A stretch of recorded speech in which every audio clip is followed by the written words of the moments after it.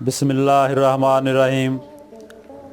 अज असी इंग्लिश जी है ना जी छोटी ABC तो लिखवाती सी, हुण असी बड़ी ABC स्टाइलिश वो मशक शुरू कर रहे हैं।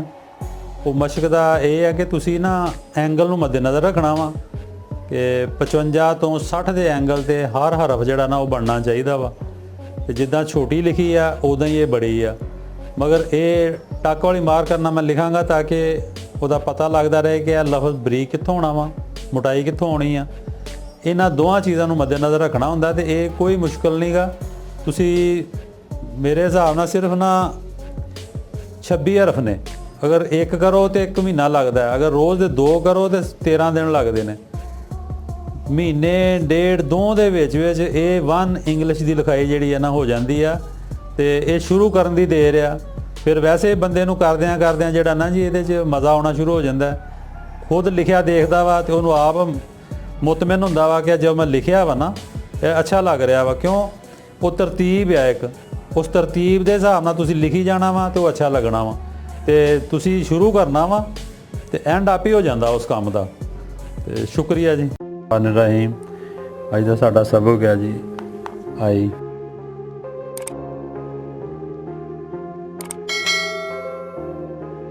Stylish.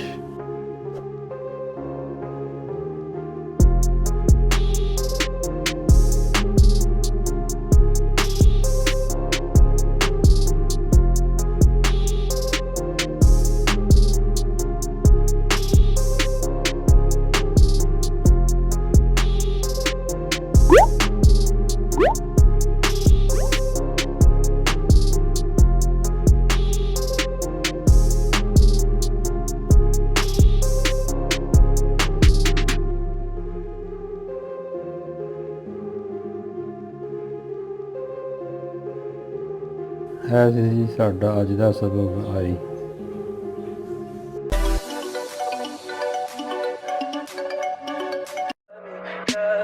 Tell me pretty lies, look me in the face, tell me that you love me, even if it's fake.